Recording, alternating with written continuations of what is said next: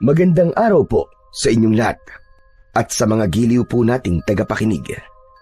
Narito na naman po tayo sa pagbibigay ng isang natatanging kwento ng isang tindero laban sa kampon ng kadiliman.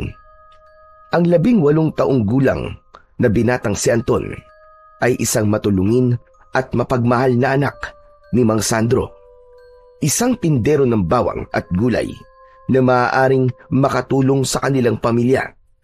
Sa kanyang paglalako ay makikilala niya ang isang matandang lalaki na tutulong sa kanya upang labanan ang muling pagbabalik ng isang angkan ng mga aswang. Pagkakalooban siya ng isang agimat at sandatang makakatulong sa kanya upang pigilan ang lumalakas na puwersa ng kasamaan. Magtagumpay kaya siyang pabagsakin ang supremo ng mga aswang. Sama-sama po nating pakinggan ang buhay at pakikipagsapalaran ng binatang si Anton bilang isang commander bawang, ang tinderong kinatatakutan ng mga aswang. Ngunit bago po ang lahat, mga idol, huwag po nating kalimutang mag-subscribe at i-hit ang notification bell sa aking YouTube channel na The Voice Addict at Apong Isaac para sa mas marami pang makapigil hiningang kwentong aswang at katatakutan mula sa mundo ng kapabalaghan. Umpisahan na po natin ang kwento. Bawang! Bawang! Bili na po kayo ng bawang! Murang-mura lang po ito! 35 pesos lang po! Bili na po kayo mga suki! Prutas at gulay, bili na rin po kayo! Bagong ani at matatamis pa! Bili na po kayo mga suki! Yuhu! Bili na po kayo! Pero teka lang po muna mga suki! Bawal po muna ang utang ha! Bili na po kayo! Buena mano po muna sa umaga! Anton, pabili nga ako ng bawang. Gaano ba karami ang tinitinda mong bawang ngayon? Bibiling ko na ang lahat ng mga yan. Teka, pambihira naman po kayo, Lolo Temple. Ano pong ibibenta ko sa dulo ng baryo kung papakyawin niyo po lahat ng paninda ko? Abay, pambihira ka naman, tindero ka. Ayaw mo bang maubos ang paninda mo? Kung ganun sa iba na lamang ako bibili. Ikaw rin. Baka abangan ka na naman ni Tano sa unahan ng daan. Oo, sandali. Saan naman po kayo pupunta, Lolo Temple? Parang binibiro lang po kayo Kayo naman, ang seryoso niyo po talaga. Saka, ilang araw ko na pong hindi nakikita si Tano. Baka po lumipat na po ng ibang pwesto. Ikaw rin naman seryoso ka sa pagtitinda. Teka, palagi ka pa rin bang ginugulo ng grupo ni Tano? Aba, ikaw naman lumaban ka kasi nang hindi ka palaging pinag-iinitan. Kapag hindi pa sila tumigil, isubsub mo sa kalsada na may dumi ng kalabaw nang makita na nila ang hinahanap nila. Porque mabait ang tao sinasamantala naman nila. Aba, marunong naman po pala kayo magbiro, Lolo Temple Hayaan niyo po at patitikimin ko sila ng mabagsik kong kamao. Teka, sandali lang po, Lolo Temple. At ititigil ko po muna ang kariton sa ilalim ng puno nang hindi po kayo mainitan. Mabuti na lang po at kahit 60 taong gulang na po kayo malakas pa po ang katawan nyo. Kaya nyo pa pong tumagal sa sikat ng araw. Paano naman na hindi ako makakatagal sa sikat ng araw? Wala naman akong ibang maaasahang bumili ng bawang. Nag-iisa na lang ako sa buhay, kaya kailangan ko talagang magtiis, Anton. Ang mabuti pa kaya maghintay ka lamang dito sa ilalim ng puno para hintayin ang mga suki mo nang hindi ka mapagod sa pagtutulak ng kariton mo. Huwag mong gagawin yung sinabi ko kanina Kung kaya mong umiwas sa gulo, abay umiwas ka. Mahirap kapag merong kagalit, mabigat sa dibdib at malas sa buhay. Lolo Temple, marami pong salamat sa pagpapaalala sa akin ng bagay na yan Umiiwas naman po ako sa gulo Kahit kung minsan nakakaranas na po ako ng pananakit nila. Hay nako, kung minsan talaga ang tukso ng kasamaan ay palaging nakadikit sa tao. Mahirap iwasan, kung minsan ay nananadya pa. Huwag po kayo mag-alala. Ayos lang po ako, Lolo. Isa pa nalilibang din naman po ako sa pagtitinde. Kapag nagtutulak po ako ng kariton, marami akong nakakalimutan ng mga problema. Ang mahalaga naman po masaya po ako sa ginagawa ko. Kahit minsan po hindi talaga naiiwasan na napapadaan ako sa mga lugar na masyadong liblib at walang katao-tao. Para po kasing nangingilabot ako kapag nararamdaman kong tila may nakasunod sa akin. Pero tumutuloy pa rin po ako sa pagtitinda para sa pamilya ko. Ang mahalaga po, meron akong benta sa isang araw. Nako, napakaswerte talaga ng mga magulang mo sa'yo, Anton. Mabait kang anak. Kung sa iba yan baka matagal nang sumuko. Masyado ko lamang pong mahal talaga ang mga magulang ko. Saka, kung titigil po ako sa pagtitinda, kawawa naman po mga kapatid kong umaasa sa akin. Magugutom po kami, isa pa. May sakit po si tatay, ganun din po si nanay. Ang iba ko naman po mga kapatid, nag-aaral pa. Ang sumunod naman po sa akin maaga nag-asawa at sa bahay rin nakatira. Buntis ang asawa at wala namang trabaho ang kapatid ko. Abay, pambihirang kamalasan naman na nangyari sa buhay mo, Anton. Ang sabi noon ng matatanda, kapag nauna raw ang bunso sa pag-aasawa, hindi na raw nagkakaroon ng asawa ang panganay na kapatid. Sige ka, baka tumanda kang binata yan. Bakit naman po napunta sa pag-aasawa ang usapan natin, Lolo Temple? Wala pa po sa isip ko yun. Ang gusto ko po ay makatulong muna sa pamilya ko. Bata pa naman po ako Tapos, magandang lalaki pa, di ba? Ay nako, pambihira ka talagang bata ka. Hindi mo matitikman ang luto ng Diyos. Sige ka, baka pagsisihan mo. Teka. Tama na nga po yan, Lolo Temple. Baka mamaya kung saan po mapunta ang usapan natin Grabe kayo, ang galing niyo palang magbiro. Ay hala, tama na ang pagbibiruan natin. Naaabala ko na ang paglalako mo ng gulay. Sige na, lagyan mo na ako sa plastic ng bawang. Damihan mo wala kang ititirang bawang. Ako na ang bibili ng lahat ng yan. Teka, sandali lang po, Lolo Temple. Nagtataka lamang po ako sa inyo. Bakit naman po araw-araw kayong bumibili ng bawang sa akin? Saan niyo po ba pinaglalalagay ang mga yun? Wala naman po kayong tindahan Wala rin po kayong karinderya. Saan niyo po ba ginagamit ang bawang na binibili niyo? May pinaghahandaan ako, Anton. Kapag may oras ka, pumunta ka sa bahay. Meron akong ipapakita sa'yo. Ikaw kasi ang gusto kong unang makaalam sa bago ko na-discovering sandata na magagamit pagdating ng araw. Maganda yun. Gawa lang sa kawayan. Pero itong mga bawang, may pinaghahandaan ako. Sa katunayan may mga tanim akong bawang sa bahay ko. Pero parang nakukulangan pa rin ako sa mga bawang na nainiipon ko. Ano naman po ang pinaghahandaan nyo, Lolo? Malayo pa naman po ang piyesta. Saka, saan po ba ninyo kinukuha ang perang ginagamit nyo para pambili ng maraming bawang? Baka naman po hindi na kayo nagtitira para sa sarili nyo. Ay nako, may sapat akong ipon para sa sarili ko. Hindi mo ba alam, Anton? Ako ang may-ari ng lupang sinasaka ng mga tao. Lahat ng makikita mong palayan ay sa akin bumabagsak ang mga ani. Bilang kaparti ko sa lahat ng produktong makukuha nila. Sobra pa yun para sa akin. Kaya ang ginagawa ko, palihim akong tumutulong sa mga taong walang kakayahang bumili ng sapat nilang pagkain. Saka ang lupang kinatitirikan ng bahay nyo, ako rin ang nagmamayari. Ang dahilan kung bakit hindi pa kayo pinapalaya sa bahay nyo ay dahil ayokong maranasan ninyong tumira kung saan. Naranasan ko na rin kung paano maghirap at dumating sa punto na wala na talaga akong malalapitan noon para hingan ng tulong. Kaya sinabi ko sa sarili ko na tutulong ako hanggat meron akong maitutulong. Totoo po ba yan, Lolo Temple? Hindi po ba kayo nagbibiro? Hindi po ako makapaniwalang kayo po may-ari ng lupang sinasaka namin. Pero bakit naman po ninyo ito nililihim sa mga tao? Hinahayaan niyo po silang masama po ang tingin sa inyo.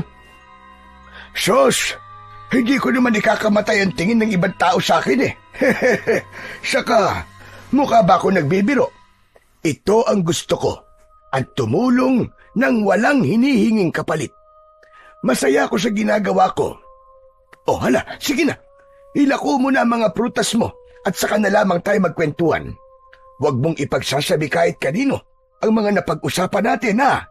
Ikaw lang ang nakakalam ng sikreto ko. Sandali lang po, Lo. Bakit po ako? Ang ibig ko po sabihin bakit niyo po ako tinutulungan? At saka, bakit hindi niyo po kami pinapaalis sa bahay namin? Marami na po kasing umalis sa lupain niyo at kami lang po ang natitira. Dahil mabuti kang tao, Anton. Gusto ko ang ugali mo. Masaya ako kapag nakikita kita. Huwag ka mag-alala. Walang kapalit ang tulong na ginagawa ko sa inyo. Basta, dalhan ulit ako ng maraming bawang, ha? Areglado po, Lolo Temple. Marami pong salamat talaga sa kabutihan niyo sa amin, ha? Saka, dito po sa pera. O siya, sige na. Kailangan ko nang umalis. Mag-iingat ka, iyo. Basta, kapag wala kang ginagawa, pwede kang pumunta sa bahay ko. Opo, Lolo. Pupunta po ako sa bahay niyo. Gusto ko rin po makita ang itsura na sinasabi niyong baril na gawa sa kawayan. Natanaw na lamang ng may 18 taong gulang na binatang si Anton ang papalayong matanda. Habang dala nito ang isang plastik ng bawang. Hindi siya makapaniwala sa kanyang mga natuklasan at napuno ang kanyang isip ng mga katanungan. Ipinanganak si Anton sa isang mahirap na pamilya sa isang baryo. Bagamat naghihirap ang mag-anak, pinagsumikapan siya ng kanyang mga magulang na siya ay pag-aralin bilang panganay sa 10 magkakapatid. Alam ni Anton na nahihirapan ang kanyang mga magulang sa pagtataguyod sa kanilang pamilya. Upang makatulong na gumaan ang kanilang buhay, kailangan niyang magtrabaho. Siya ay ipinagmamalaki ng kanyang mga magulang. Dahil si Anton ay sadyang matulungin, masunurin at magaling makisama. Tulad ng iba ring binata, ang kanyang mga hilig ay pangkaraniwan. Kung minsan ay nangangarap siyang maging isang magiting na sundalo, isang commander na kayang pamunuan ang mga tauhan. Ngunit sa kasamaang palad, kahit na anong gawin ng kanyang mga magulang, ay talagang hirap sila sa kanilang buhay at halos hindi nila mapagkasya ang maliit nilang kinikita sa araw-araw. Kaya't napilitan si Anton na tumigil na lamang sa pag-aaral. Nang siya ay nakagraduate sa high school, nagtinda na lamang siya ng bawang, gulay at prutas na inilalagay naman niya sa kanyang tulak-tulak na kariton. Gawa yon sa tabla at lumang gulong ng bike, hanggang sa makilala niya ang matandang si Lolo Temple. Mabait ang matanda sa kanya, ngunit kabaligtaran yon para sa iba. Takot ang mga tao sa matanda. Lahat ay iwas dito dahil pinaghihinalaan ng mga ito na may lahi raw aswang si Lolo Temple. Siya lamang ang tanging nakikipag-usap sa matanda.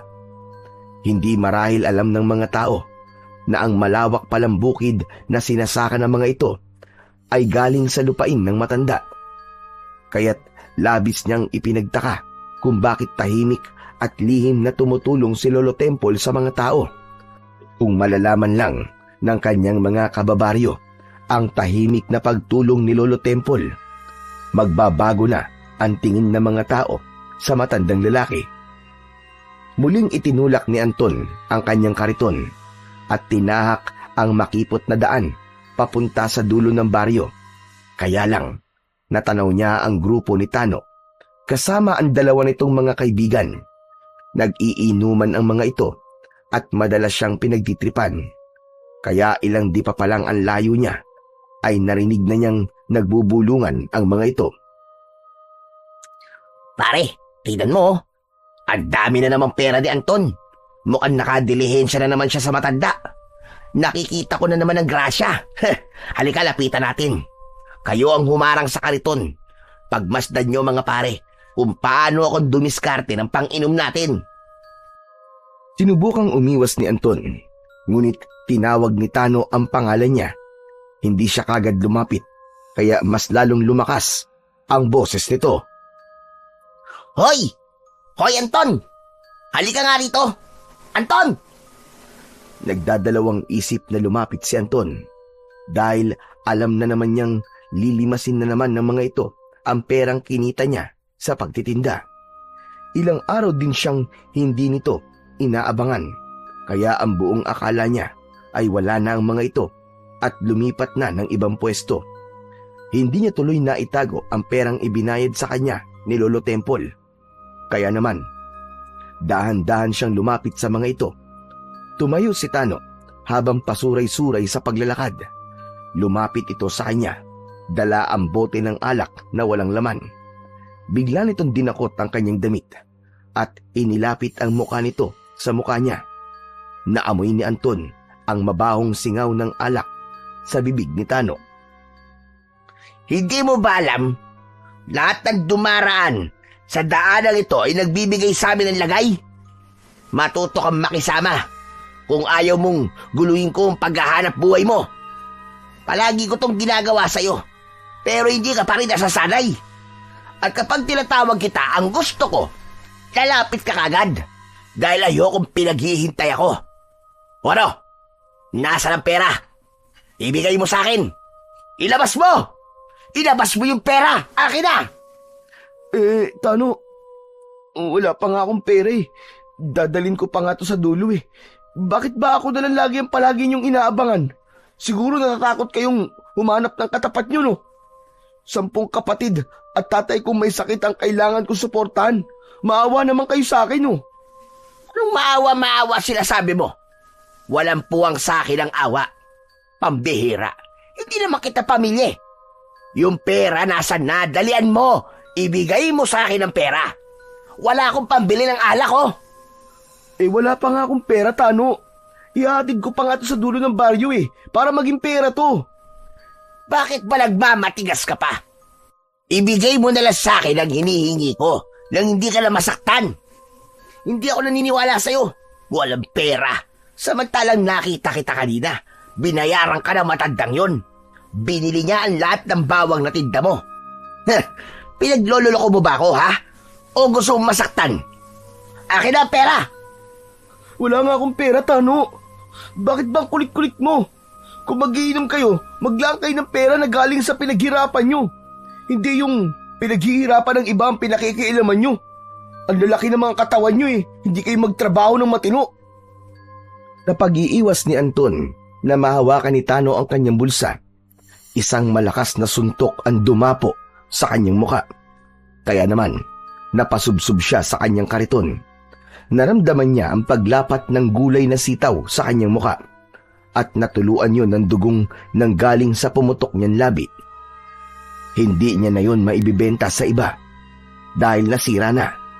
Tumalim ang kanyang mga mata at dahan-dahang muling tumayo sa kahinarap si Tano.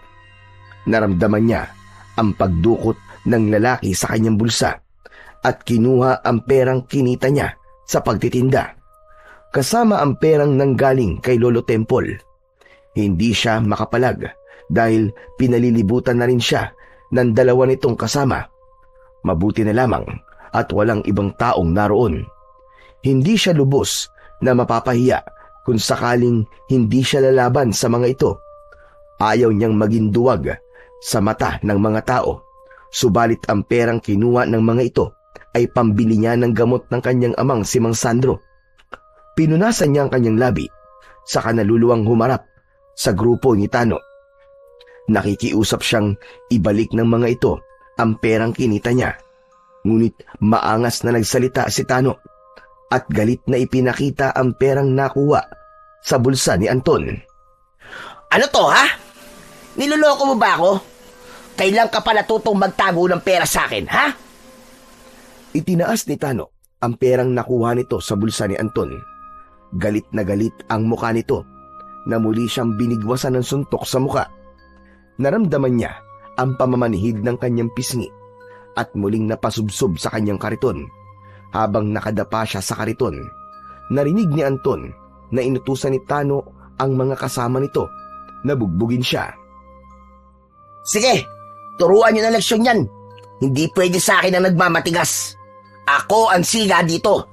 Walang sino man ang susuway sa kagustuhan ko. Lalo na sa mga taong hindi marunong magbigay ng lagay. Naramdaman ni Anton ang pagtama ng hindi mabilang na suntok sa kanyang katawan at muka. Kaya naman, nakita niya ang kutsilyong madalas niyang ginagamit sa pagbabalat ng manggang hilaw. Dala ng galit sa madalas na pananakit ng mga ito sa kanya, dinampot niya yun at paikot na iwinasiwas ang kutsilyo sa mga ito. Nagulat si Tano sa pagpalag ni Anton, kaya't napaatras sa mga ito. Sa muling pag-ikot ni Anton, tinamaan ng kutsilyo sa dibdib si Tano. Bumulwak ang dugo nito sa stripe nitong damit, pero kahit may tama ito, bumunot din ito ng balisong mula sa bewang nito. Nanginginig ang katawan ni Anton at napasandal sa puno, habang ang dalawang lalaking kasama ni Tano ay tumakbo at iniwan silang dalawa. Nabitiwan ni Anton ang kanyang kutsilyo at hinintay ang paglapit ni Tano. Kaya lang, sa dami ng dugong umaawas sa sugat nito, ay hindi na ito nakakbang at bumagsak sa lupa ng nakadapa. Dala ng takot at labis na pagkabigla, napatakbo si Anton papalayo sa lugar na yon. Iniwan niya ang kanyang kariton. Wala siyang tiyak na pupuntahan. Naramdaman na lamang niyang tinatahak niya ang daan papunta sa bahay ni Lolo Temple. Halos mabingi siya sa lakas ng kabog ng kanyang dibdib habang naluluwa ang kanyang mga mata dahil sa hampas ng hangin sa kanyang muka. Diyos ko, sana naman po'y walang nangyaring masama kay Tano. Hindi ko po sinasadya. Saad sa sarili ni Anton habang siya ay tumatakbo. Natanaw niya ang luma at sirang kulungan ng baboy na nakatayo sa gitna ng kakawyan. Nagtago siya roon kahit masukal at maraming ligaw na damo ang bahaging yon. Nanginginig pa rin ng kanyang kamay dahil sa pag-aalala. Nakadikit sa kanyang palad ang dugo ni Tano. Napahagulgol ng iyak si Anton habang nakasiksik sa kulungan ng baboy. Takot na takot siyang nakasandal sa sementadong dingding habang yakap ang sariling katawan. Panay ang pagdadasal niya na sana ay walang mangyaring masama kay Tano. Pero sa dami ng dugo na nakita niya sa sugat ng lalaki, sigurado siyang manganganib ang buhay nito. Hanggang sa pagsapit ng gabi, hindi umalis sa lugar na yon si Anton. Hindi siya mapakali at halos hindi makahinga sa labis na pag-aalala. Ganun pala ang pakiramdam ng nakasaksak ng tao. Mabilis ang tibok ng puso at naninikip ang dibdib. Diyos ko. Ayoko pong makulong. Paano na po ang pamilya ko? Paano na mga kapatid kong umaasa sa akin? Hindi dapat ako nagpadala sa galit ko kanina. Mali ang ginawa kong yun. Ni hindi na ininda ni Anton ang pasa at sugat sa kanyang katawan. Abala siya sa pag-aalala sa maaaring kalabasan ng ginawa niya. Mag-aalala ang kanyang mga magulang at sisikat siya sa kanilang baryo bilang isang mamamatay tao.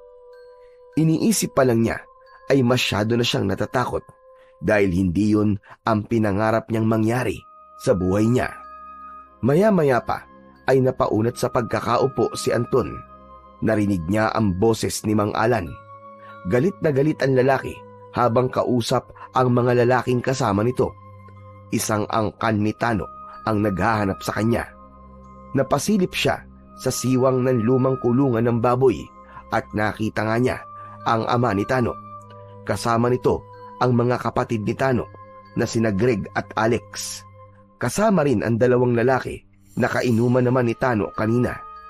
Nagsumbong na ang mga ito kay Mang Alan at itinuro ng mga ito kung saan siya tumakbo. May mga dala itong itak at halata ang galit sa mga mata. Natuptop ni Anton ang sarili niyang bibig, saka muling nagtago sa masukal na kulungan. Hoy kayo! Sigurado ba kayong dito tumakbo ang hayop na yun? Mapapatay ko talaga siya. Nagpalinga-linga ang mga ito sa paligid. kilala si Mang Alan bilang isang tahimik at mabait na ama ni Tano. Kilala rin itong magsasaka sa lupang pag-aari ni Lolo Temple. Ngayon lamang niya nakitang nagalit si Mang Alan. Wala itong nakakaaway. Si Tano lang ang masama ang ugali kapag nakakainom ng alak. Mas lalong bumilis ang tibok ng puso ni Anton habang nakasilip siya sa 5 lalaking naghanap sa kanya. Pakiramdam niya ay hindi na siya humihinga ng mga oras na yon. Ilang sandali pa ang lumipas ay umalis ang mga ito sa tapat ng kanyang pinagtataguan. Saka lamang siya nakahiga ng maluwag. Nang tuluyan ng nawala sa kanyang paningin ang mga ito, saka muli siyang napabalik sa kanyang pinagtataguan. Ngunit nagulat siya nang marinig ang boses ni Lolo Temple mula sa kanyang likuran. Sige na! Lumabas ka na dyan, Anton! Nakaalis na sila! Lolo Temple, buti nandiyan kayo. Tulungan niyo po ako. Sa tingin ko po, nakapatay po ako ng tao pero hindi ko po sinasadya. Huwag niyo po akong ituro sa kanila. Bakit ka naman naluluwa at nakikiusap, Anton? Alam ko naman na wala kang kasalanan. Ipinagtanggol mo lamang ang sarili mo. Ang pamilya ko po, ang mga magulang ko, Lolo, baka balikan po nila. Huwag ka muna mag-alala sa kanila. Sarili mo na muna ang isipin mo. Huwag ka mag-alala. Tutulungan kita. Ano ba talagang nangyari? Kasi po, hinarang po nila ako eh. Kinuha po nila ang pera na binigay niyo sa akin, tapos binugbog pa po nila ako. Wala po akong kasalanan. Hindi ko po sinasadya. Nasaksak ko po si Tano. Galit na galit po sa akin ang buong pamilya niya. Alam kong ginawa mo lang ang lahat para ipagtanggol ang sarili mo. Hindi ka dapat magsisi. Alam kong madalas ka nilang binubuli sa tuwing napapadaan ka sa lugar na yon. Halika, sumama ka sa bahay ko. Magpalit ka ng damit at sasamahan kitang sumilip sa inyo. Naramdaman ni Anton ang kamay ni Lolo Temple. Tumayo siya at nagpalinga-linga sa paligid bago siya sumunod sa paglalakad ng matanda. Huwag kang mag-alala. Sigurado kong wala na sila bago ako lumapit sa iyo. Lolo, ang mga magulang ko po, paano na po sila? Huminahon ka muna, sabi. Makikita mo rin naman ang mga magulang mo. Pero sa ngayon, kailangan mo munang magtago. Pagkaraan ng ilang minutong paglalakad, narating nila ang bahay ng matanda. Napatingala siya sa mataas na bahay ni Lolo Temple. Gawa yun sa kawayan at simple lang ang estilo. Umakyat sila sa hagdan na gawa naman sa tabla. Pagpasok nila sa loob ng bahay nito ay sumalubong sa kanyang paningin ang maraming nakataling mga bawang. Nakatirintas ang mga yun at nakalaylay sa bintana. Sa gilid naman ng dingding ay may mga tapayan na merong takip. Sumalubong sa kanyang pang-amoy ang matapang na singaw ng bawang. Siguro ay nagtataka ka kung bakit maraming bawang sa bahay ko. Ginagamit ko ang mga yan bilang bala sa bago kong nadiskubring armas. Lolo, bakit naman po kayo gumagawa ng armas? Para naman pong sasabak kayo sa digmaan yan eh. Hindi lang basta gera, Anton, kundi isang malawakan digmaan laban sa masasamang elemento ng kadiliman. Ano po? Elemento ng kadiliman? Ano po mga yun, Lolo? Isang angkan ng mga aswang na manananggal sila. Ang elementong tinutukoy ko, nandito sila sa baryo natin. Maaaring tahimik silang namumuhay. Subalit kapag tinawag sila ng Supremo ng Hari ng Kadiliman, siguradong sasalakay sila at mambibiktima ng mga tao rito. Yun ang pinaghahandaan ko. Wala silang patawad. Kahit bata o matanda, walang makakaligtas sa pag-aasik nila ng lagim. Manananggal po ba ang sinasabi niyo, Lolo? Pero hindi ko po alam na totoo silang. Akala ko po sa mga comics ko lang sila nababasa. Totoo mga aswang na manananggal at nakatira sila sa tahimik na lugar katulad ng baryo. Hindi lang buntis ang kanilang binibiktima. Sa oras na matapos na ang itinakdang araw ng kanilang pagpapahinga, magaganap na ang pag-aasik ng lagim sa mga tao. Pero Lolo, bakit niyo po sinasabi sa akin ng mga bagay na yan? Dahil ikaw lang ang nakikita kong karapat-dapat na gumamit sa mga sandatang ginawa ko. Ikaw ang magiging pinuno na lalaban sa mga aswang. Lumapit ang matanda sa dingding at kinuha nito ang baril na gawa sa matigas na kawayan. Meron din itong goma at spring. Kasya ang isang buong bawang sa lagayan ng bala nito. Isinipat ni Lolo Temple ang baril sa lata na nakapatong sa estante. Kinilabit nito ang gatilyo ng baril at umalingaw-ngaw ang ingay na kagaya sa putok ng totoong baril. Halos mabutas ang lata sa tama ng bawang. Napakunot ang noo ni Anton. Maganda ang baril na gawa ni Lolo Temple at iniabot yun sa kanya. Hindi kita pipiliting tumulong sa akin, Anton. Subalit, magagamit mo ang sandatang yan para ipagtanggol ang mga magulang mo laban sa pagsalakay ng mga aswang. Sige na, maupo ka na muna dyan at ikukuha kita ng damit. Sa tingin ko naman magkakasya sa iyo ang damit ng anak ko. Marami pong salamat, Lolo. Salamat din po sa baril na to. Iingatan ko po ito.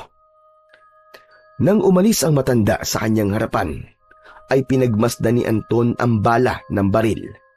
Nakatirintas ang bawang na nakasuot sa bilog na kawayan, na kapag kinalabit niya, ang gatilyong alambre ay lumalabas sa dulo ang 5 piraso ng bawang at tumatama yon sa dingding. Hindi siya makapaniwala sa malakas na epekto ng bawang sa bagay na tinatamaan nito. Napatingin si Anton sa kalalabas lamang na matanda mula sa silid nito. Ang tawag sa baril na gawa sa kawayan ay rapido. Kilala yan noon bilang laruan ng mga bata. Ngunit hindi nagtagal ay tumuklas ako ng rapido na magagamit ko laban sa mga aswang. Ang dating bala ng rapido ay pako. Ngunit nalaman kong walang epekto ang pako sa mga aswang. Kaya nag-isip ako ng ibang paraan na bawang ang magagamit kong bala. Matagal na akong gumagawa ng ganyang sandata. Sa katunayan hindi lang ikaw ang binigyan ko ng baril na rapido. Lolo, talaga po palang pinaghahandaan niyo mga aswang na manananggal, ha? Taga rito rin po ba ang nabigyan niyo po ng rapido? Pili lamang ang pinagkakalooban ko ng sandata. Lahat sila ay mabubuting tao, handang tumulong at lumaban sa mga aswang. Heto nga pala ang damit. Sige, magpalit ka na muna. Lolo Temple, bakit po galit kayo sa mga manananggal? 40 taon na ang nakakalipas. Magmula ng pinatay ng mga aswang ang asawa kong buntis. Pati ang anak namin panganay na lalaki ay pinaslang nila. Ako lang ang natirang buhay. Kaya siguro pinag-iisipan ako ng mga tao na aswang. Dahil madalas nila ako nakikitang gumagala sa kabi. Simula noon, ay hindi na ako nag-asawa pa. Natatakot ako na baka maulit ang pagsalakay nila at mawalan ulit ako ng mahal sa buhay. Kaya tinipinangako ko sa akin sarili na gagawin ko ang lahat para maubos ang lahi ng mga aswang. Pinaghandaan ko ng matagal ang pagbabalik nila. Papatayin ko silang lahat, Anton. Kaya po pala, ganun na lamang po ang galit niyo sa mga aswang. Habang nagbibihis ng damit si Anton, ay hindi na nagsalita ang matanda. Naupo na lamang ito sa tabi niya at nakatanaw sa labas ng bintana.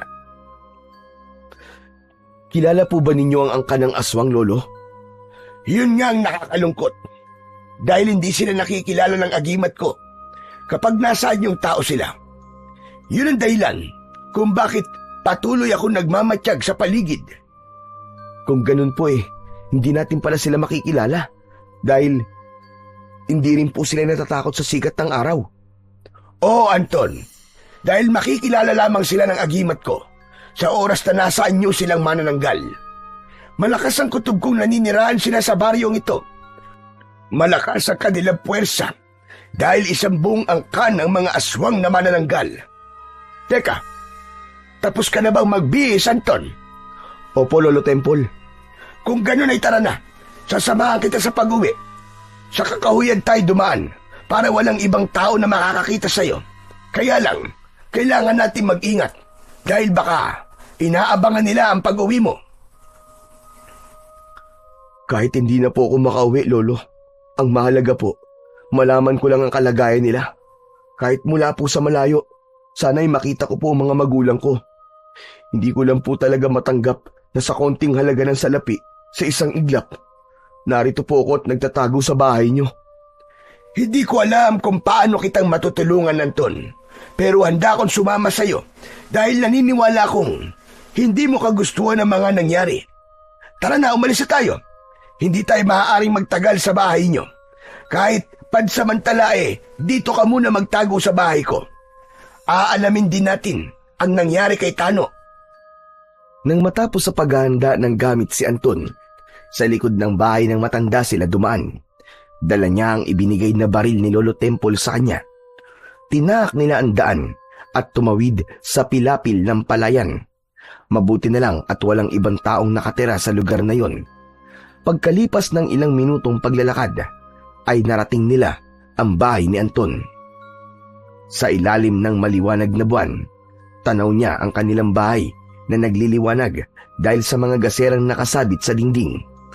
Hindi makapagsalita si Anton habang pinagmamasdang mabuti ang bahay.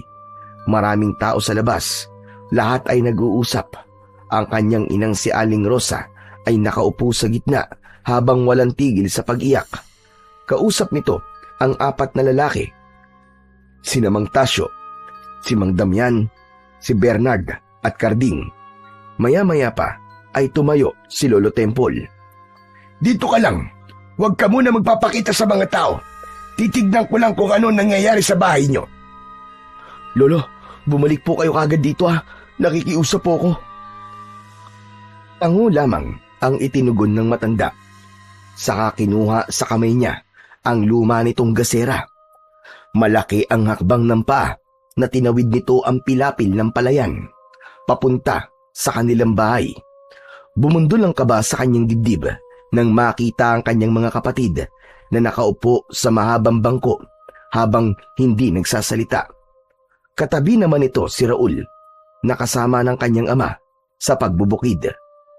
Ang kanyang ama na si Mang Sandro ay hindi niya nakikita.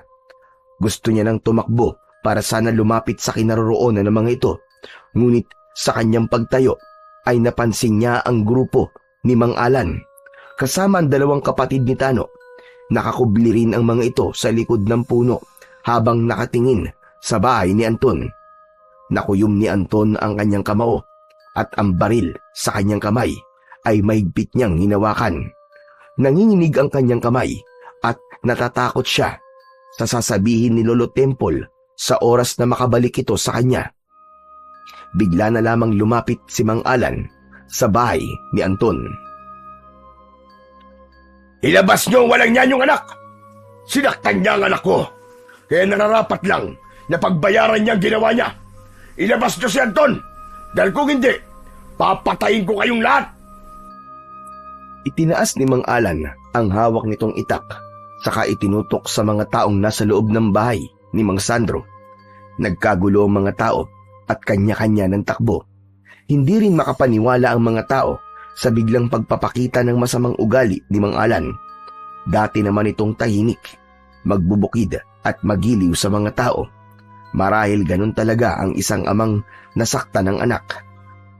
Maya-maya pa ay nakita ni Anton ang paglabas ni Lolo Temple. Itinaas nito ang gasera at tila ba sumenya sa kanya na hindi siya dapat lumabas sa kanyang pinagtataguan. Ilang saglit pa ay nabaling ang atensyon ni Mang Alan kay Lolo Temple. Hoy tanda, hindi ba't ikaw rin yung napagtatungan namin kanina sa kabilang ilog? Sa gitna ng kakauyan? Bakit ka nandito ha? Kilala mo ba si Anton? Mula sa pinagtataguan ni Anton ay dinig na dinig niya ang usapan ng mga ito habang ang kanyang dibdib ay para ng binabayo ng maso. Oo, kilala ko si Anton. Kilala ko ang batang yon na mabait at mabuting tao. Hindi ba't hindi ka rin naman masamang tao, Alan? Anong ginagawa mo? Hindi ako masamang tao dahil nakikisama ako. Pinipilit ko maging mabuting tao. Pero anong ginawa ng Anton na yon? Sinaksak niya ang anak ko. Nasa ospital si Tano. Kritikal. Kaya ba pati ang kanyang amang si Sandro ay binugbog nyo? Hindi kayo makaganti kay Anton. Kaya ang kanyang ama ang pinarusahan nyo. Natural, anak niya ang hayop na yon. At yun ang kasalanan niya. Nagkaroon siya ng anak na barumbado. Hindi barumbado si Anton. Ipinagtanggol niya lang ang buhay niya. Naghahanap buhay ng marangal yung tao para sa kanyang kapatid at may sakit na ama. Pero anong ginawa ng anak mo? Kinuha ni Tano ang pera ni Anton. Sa palagay mo, tama ba yun? Teka, sandali nga. Kinakampihan mo ba ang walang yang yun? At pinapalabas mo ba na kinukonsinti ko ang anak ko? Na hindi ko muna inaalam kung sino ang tama? Bakit? Mali ba sinabi ko? Kasalanan ng anak mo. Ikaw pa may ganang manggulo rito. Pambihira. Hindi ko alam na ganyan pala ang ugali mo. May pinagmanahan naman pala si Tano. Ganun na lamang ang panlalaki ng mga mata ni Anton nang makita niyang binigwasan ng suntok ni Mang Alan si Lolo Temple. Napatayo siya sa kanyang pinagtataguan, subalit nakita niyang gumanti rin ng suntok ang matanda. 2 sipa ang agad na tumama sa tiyan ni Mang Alan. Kaya naman, bumagsak ito sa lupa. Gulat na gulat ang binata, maging ang mga taong naroroon, dahil mahusay ang matanda sa pakikipaglaban. Maging ang mga kasama ni Mang Alan ay hindi rin umubra sa bilis ni Lolo Temple. Bumagsak ang mga ito sa lupa habang namimilipit sa sakit. Hindi naman pala na disgrasya ang anak mo at buhay pa siya. Alamin mo muna kung sino ang nauna sa dalawa at kung sino ang mali bago ka magbanta sa buhay ng mga tao rito. Wala silang alam sa away nila ni Anton. Grabe ka. Pati ang may sakit na si Sandro, pinahirapan nyo, kinulpi nyo. Nang marinig ni Anton ang sinabi ng matanda, napagtanto niya na kaya marami ang tao sa kanilang bahay ay dahil binugbog ang kanyang ama. Hindi niya napigilan ang kanyang sarili. Lumabas siya sa kanyang pinagtataguan. Mabilis siyang lumapit sa mga ito at tinutukan ng rapido ang mga lalaking nakagulong sa lupa. Bumangon si Mang Alan nang makita nito si Anton. Hayop ka! Sinaksak mo ang anak ko! Magbabayad ka! Kasabwat mo, matandang yan! Wala akong kasabwat, kaya huwag ka mandamay sa pamilya ko. Lalong-lalo na kay Lolo Temple. Wala siyang kasalanan. Tayo magtutuos, Anton. Ako labanan mo! Talagang magtutuos tayo dahil narinig ko na sinaktan mo ang tatay kong hayop ka. Sa pagsisimula ng sagutan ni Anton at Mang Alan, nagsimulang mag-iyakan ang kanyang mga kapatid. Takot na takot ang mga ito nang makitang pinalilibutan siya ng mga kasama ni Mang Alan. Si Lolo Temple na nasa isang tabi ay umalalay naman kay Aling Rosa habang nakikiusap na wag nang lumaban si Anton. Panay ang iyak nito dahil sa takot, habang ang mga lalaking nasa loob ng kanilang bahay ay tila napansin niyang nakabantay sa kanyang pamilya. Huwag po kayo mag-alala, Nay. Hindi ako natatakot sa kanila. Ang anak niyang si Tano ang nagsimula ng gulo. Kinuha po niya ang pera ko na dapat sana ipambili ng gamot ni tatay. Pagkatapos malalaman ko na binugbog nila ang ama ko. Magbabayad sila. Magbabayad kayo, Mang Alan. Hindi ko kayo mapapatawad. Itinutok ni Anton ang hawak niyang baril sa kalaban. Napaatras si Mang Alan at muling nagsalita. Ngunit sa pagkakataong yun ay nakahanda na rin ang lalaki gamit ang itak nito. Pagbabayaran mo rin ang ginawa mo sa anak ko. Pagbabayaran mo naman ang ginawa mo sa tatay ko. Ikaw na ang humanap ng kamatayan mo. Hahatulang kita sa harap ng maraming tao. Hayop ka! Gawin mo! Hindi sinasabi yan! Isang pagtaga ang unang sumalubong kay Anton gamit ang itak ni Mang Alan. 2 pag-atake na naiwasan ni Anton. Yumuko siya at sa pagtayo niya ay pinaputukan niya ito ng baril sa binti. Ngunit nakaiwas ito. Balak niyang unti-untiin ang pagpapahirap sa kalaban. Subalit narinig niya ang boses ng matanda. Anton! Ang tunay na laban ay walang ginagamit na sandata. Lakas sa lakas ang kailangan maghari. Patunayan mo na kahit wala kang armas, kaya mong ipagtanggol ang sarili mo.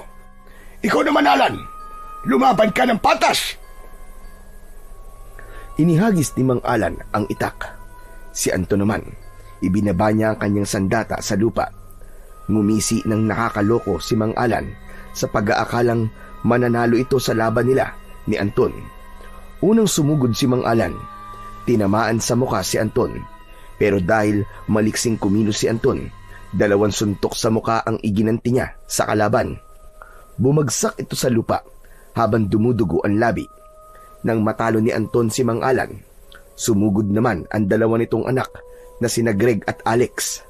Kahit pinagtulungan siya ng mga ito na suntukin, naiwasan niya ang kamao ng mga ito. Gumanti siya sa magkapatid. Tinamaan niya ng suntok sa muka si Greg at sipa naman ang tumama sa tiyan ni Alex. Bumagsak ang mga ito sa lupa habang namimilipit sa sakit. Sa pagbangon ng mga ito ay pinagtulungan nila si Anton. Kaya wala nang nagawa si Lolo Temple kundi ang tumulong na rin sa binata.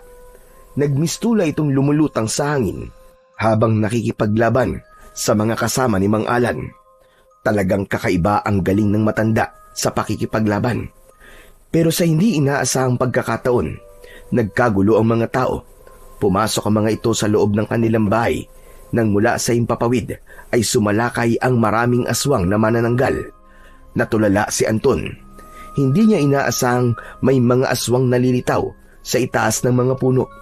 Kitang-kita ni Anton ang pagdagit ng mga aswang sa mga taong nagsipagtakbo sa palayan. Tila nanonood siya sa mga ibon sa himpapawid na may dalang mga tao. Ano pang hinihintay mo, Anton? Damputin mo na ang baril! Sinasalakay tayo ng mga manananggal! Nagtago ang matanda sa bahay ni Anton kasama ang kanyang ina at mga kapatid. Nagsarado ang mga ito ng pintuan.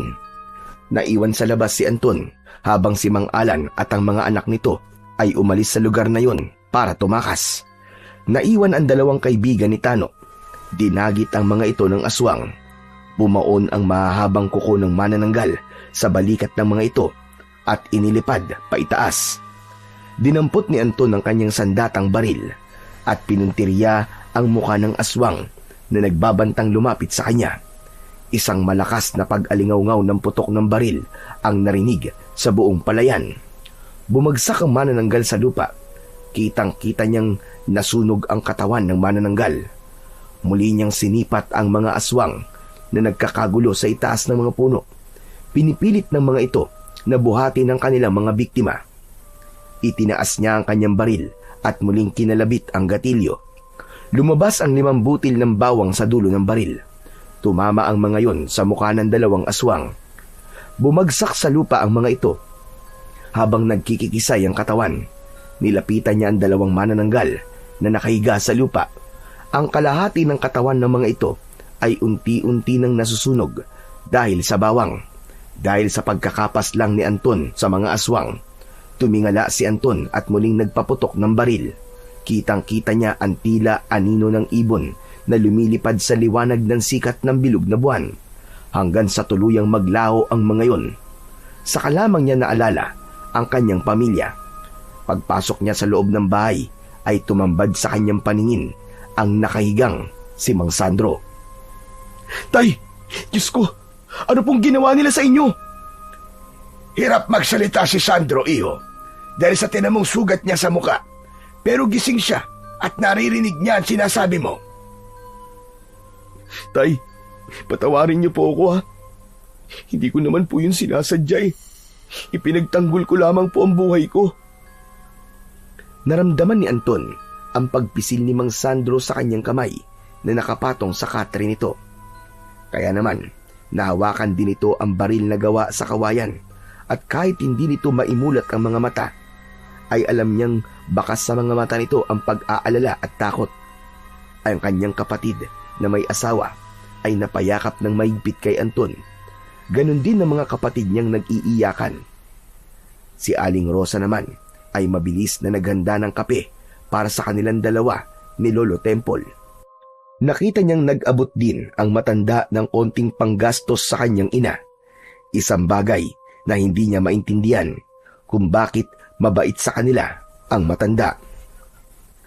Ngayong nakita nila ang gamit mo, sandata, manganganib rin ang buhay mo, Anton. Ituturing ka nilang banta sa kanilang lahi. Hindi ko po naiintindihan, Lolo, kung bakit bigla na lamang sumalakay ang mga aswang. Hindi po kaya ito na po ang simula ng paghasik nila ng lagim sa mga tao? Tama ka. Kaya kailangan mo mag-ingat. Hindi pa yon ang totoong dami ng aswang na manananggal. Ang mabuti pa, gamitin mo ang agimat ko. Hinubad ni Lolo Temple ang suot nitong kwintas na gawa sa pinatuyong ugat ng bawang. Ito rin ang nagsuot sa kanyang leeg ng agimat. Hinawakan niya ang bagay na yon at nagtatakang napatingin sa matanda. Lolo Temple, tanong lang po, bakit po ang bait-bait niyo sa akin? Bakit po ipinagkaloob niyo sa akin ang agimat na to? Matanda na ako, Anton. Hindi na sapat ang lakas ko para sa agimat. Nakita kitang nakipaglaban kanina, kaya alam kong magagawa mo rin ang dating ginagawa ko noon. Kaya po ba mahusay kayo makipaglaban kanina dahil sa agimat? Ang lakas ko kanina ay hiram lang sa agimat na yan, Anton. Kaya magagamit mo yan para maprotektahan ka laban sa mga aswang. Nag-aalala po ako para sa pamilya ko. Kaya haharapin ko po ang kasalanan ko kay Tano. Hintayin mo na lang na makalabas siya ng ospital. Alam kong hindi maluba ang kanyang sugat. Pero kailangan maging handa pa rin sa maaaring kahinatnan ng kalagayan ni Tano. Natitiyak kong sa paggaling niya ay gaganti siya sa'yo. Kilala ko lalaking yun. Hindi niya palalampasin ang ginawa mo sa kanya. Nahulog sa malalim na pag-iisip si Anton. Nag-aalala siya para sa kanyang mga magulang at kapatid.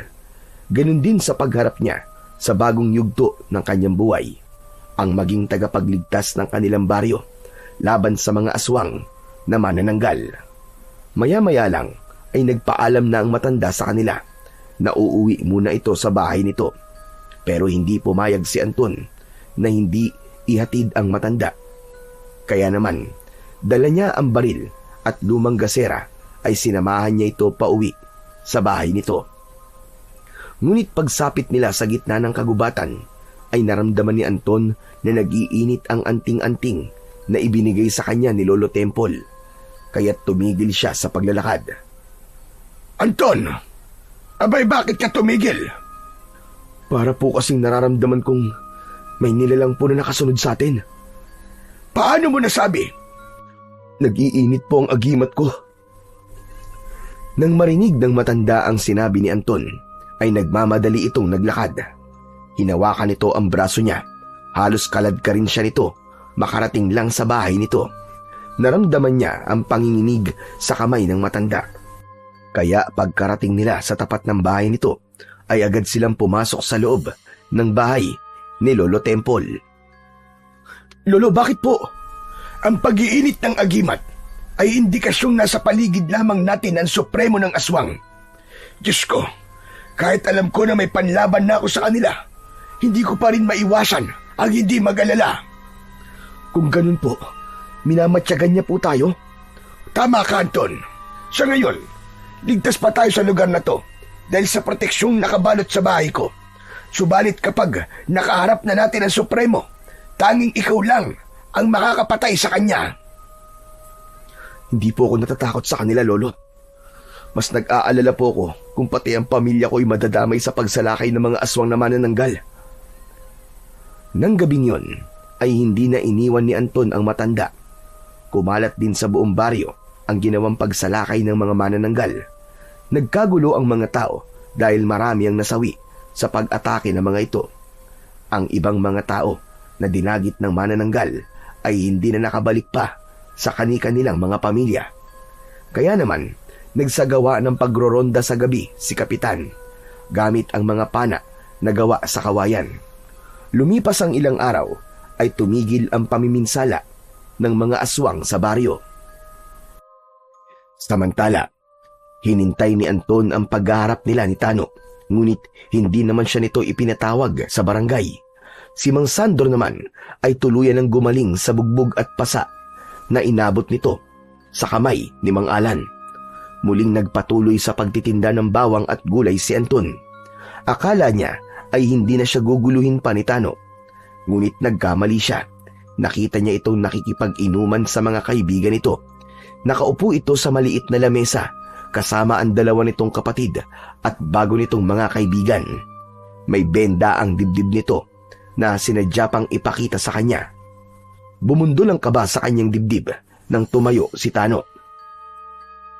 Talagang wala kang kadala-dala, no? Iniisip mo siguro na hindi kita babalikan.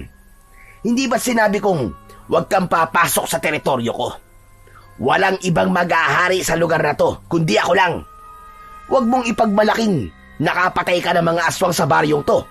Baka nakakalimutan mong may utang ka pa na dapat pagbayaran sa akin. Magpasalamat ka at hindi kita ipinahuli sa mga pulis. Wala akong utang na dapat pagbayaran sa inyo, Tano. Kayo ang may utang sa akin dahil kinuha niyo ang pera na dapat sana'y pambili ko ng gamot ng tatay ko. Kaya umayos ka. Pera na ipinagmamalaki mo? Kulang pang pambili sa gamot ko sa ospital yun. Kasalanan mo yun dahil lang gulo kayo. Magpasalamat ka at buhay ka pa hanggang ngayon. Imbis na ako ang abangan mo, bakit hindi na lang ang mga aswang na pumatay sa mga kaibigan mo ang guluhin mo? Inuutusan mo ba ako? Mayabang ka na. Papalag ka ba, ha? Dahil sa pangaharang ni Tano, ay umagaw yun sa atensyon ng maraming tao. Sa pagkakataong yun, ay saksi ang mga ito na si Tano ang nagsimula ng gulo, habang ang apat na lalaki sa likod ni Tano ay nagsimula ng humugot ng balisong sa bewang ng mga ito. Dumampot rin si Anton ng kutsilyo. Umalingaw-ngaw ang sigawan sa paligid ni Anton, habang abala siya sa pag-iwas sa kutsilyong hawak ni Tano. Tila lumulutang siya sa hangin na gumanti ng pagsaksak sa mga ito, para siyang kidlat na agad niyang nasugatan si Tano. Mabilis nitong tinakluban ng palad ang sugat nito sa braso.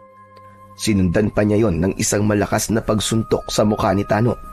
Bumagsak ito sa lupa, kaya naman umatake rin sa kanya ang kapatid nitong sina Greg at Alex.